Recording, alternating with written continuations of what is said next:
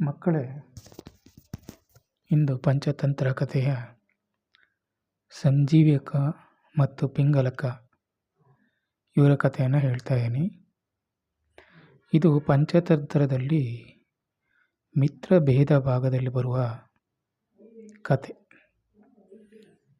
ಈ ಕಥೆ ಹೀಗಿದೆ. ಒಂದು ಅರಣ್ಯದಲ್ಲಿ ಪಿಂಗಲಕ ಎಂಬ ಸಿಂಹರಾಜನಾಗಿ ಇರ್ತಾನೆ. ಆ ಕಾಡಿನ ಹತ್ತಿರ ಒಂದು ನದಿಯ ತೀರದಲ್ಲಿ ಸಂಜೀವಕ ಎಂಬ ಎತ್ತು ವಾಸವಾಗಿರುತ್ತೆ. ಅದು ಒಮ್ಮೆ ವ್ಯಾಪಾರಿ ಎತ್ತಾಗಿತ್ತೆ. ಆದರೆ ಕಾಲು ಗಾಯವಾದ ಕಾರಣ ಅದನ್ನು ಕಾಡಿನಲ್ಲೇ ಬಿಟ್ಟು ಹೊರಟೋಗ್ತಾರೆ. ಸ್ವಲ್ಪ ದಿನಗಳಲ್ಲಿ ಸಂಜೀವಕ ಹುಲ್ಲು ತಿಂದು ಬಲಿಷ್ಠವಾಯಿತು. ಒಂದು ದಿನ ಅದು ಜೋರಾಗಿ ಗರ್ಜನೆ ಮಾಡಿದಾಗ ಆ ಶಬ್ದವನ್ನು ಕೇಳಿದ ಪಿಂಗಲಕ, ಅಂದರೆ ಸಿಂಹ, ಭಯಪಟ್ಟು ಆ ಶಬ್ದ ಯಾವ ಪ್ರಾಣಿಯಿಂದ ಬಂದಿದೆ ಎಂದು ತಿಳ್ಕೊಳ್ಳೋಕ್ಕೆ ಹೇಳುತ್ತೆ. ಅಲ್ಲಿ ಸಿಂಹನಿಗೆ ಅಂದರೆ ಪಿಂಗಲಕನಿಗೆ ಸೇವಕನಾಗಿ ದಮನಕ ಮತ್ತು ಕರಟಕ ಎಂಬ 2 ನರಿಗಳಿರ್ತವೆ. ದಮನಕನು ಅವಕಾಶವನ್ನು ಬಳಸ್ಕೊಂಡು ಸಿಂಹನ ಬಳಿಗೆ ಹೋಗಿ, ನಾನು ಆ ಪ್ರಾಣಿ ಯಾವುದು ಅಂತ ಹುಡ್ಕೊಂಬರ್ತೀನಿ, ಬಂದು ನಿನಗೆ ತಿಳಿಸ್ತೀನಿ ಅಂತ ಹೇಳುತ್ತೆ. ದಮನಕನು ಸಂಜೀವಕನ ಬಳಿ ಬಂದು ಅವನಿಗೆ ಸಿಂಹದ ಬಗ್ಗೆ ಹೇಳಿ ಸ್ನೇಹ ಮಾಡಿಸುತ್ತೆ.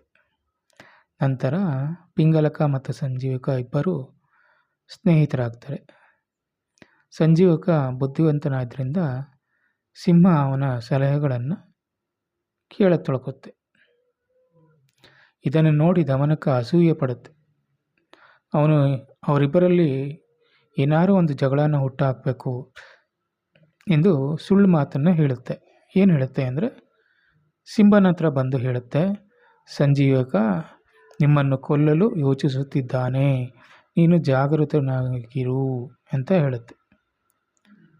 ಹಾಗೆ ಮತ್ತೆ ಸಂಜೀವಕನ ಹತ್ರ ಬಂದು ಹೇಳುತ್ತೆ, ಸಿಂಹ ನಿನ್ನನ್ನು ಕೊಲ್ಲಬೇಕು ಅಂತ ಯೋಚನೆ ಮಾಡ್ತಾ ಇದೆ, ನೀನು ಜಾಗರೂಕನಾಗಿರು ಅಂತ ಹೇಳುತ್ತೆ.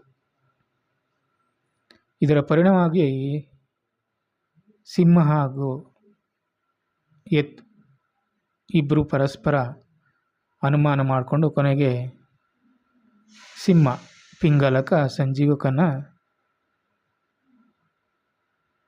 ದಾಳಿ ಮಾಡಿ ಅವನನ್ನು ಕೊಂದು ಹಾಕುತ್ತೆ. ಆದ್ದರಿಂದ ಮಕ್ಕಳೇ, ಇದರ ನೀತಿ ಏನು ಅಂದರೆ, ಸುಳ್ಳು ಮಾತು ಕೇಳಿ ನಿಜವಾದ ಸ್ನೇಹವನ್ನು ಕಳೆದುಕೊಳ್ಳಬಾರದು. ಅಂದರೆ ನಿಮ್ಮ ಸ್ನೇಹಿತರನ್ನು ಯಾರು ನಿಮ್ಮ ಸ್ನೇಹಿತರ ಬಗ್ಗೆ ಸುಳ್ಳನ್ನು ಹೇಳಿದ್ರೆ ಅದನ್ನು ಪರಾಮರ್ಶಿಸಿ ನೋಡಿ ಆಮೇಲೆ ನಿರ್ಧಾರ ತಗೋಬೇಕು. ದುಷ್ಟರ ಮಾತನ್ನು ನಂಬಿದರೆ ನಷ್ಟವಾಗುತ್ತದೆ. ಇದು ಈ ಒಂದು ಕಥೆಯ ಸಾರಾಂಶ. ಈ ಕಥೆ ನಿಮಗೆಲ್ಲ ಅರ್ಥ ಆಗಿದೆ ಅಂತ ಅಂದ್ಕೊಂಡಿದ್ದೀನಿ. ಅದರಿಂದ ನಿಮ್ಮೆಲ್ಲರಿಗೂ ಧನ್ಯವಾದಗಳು.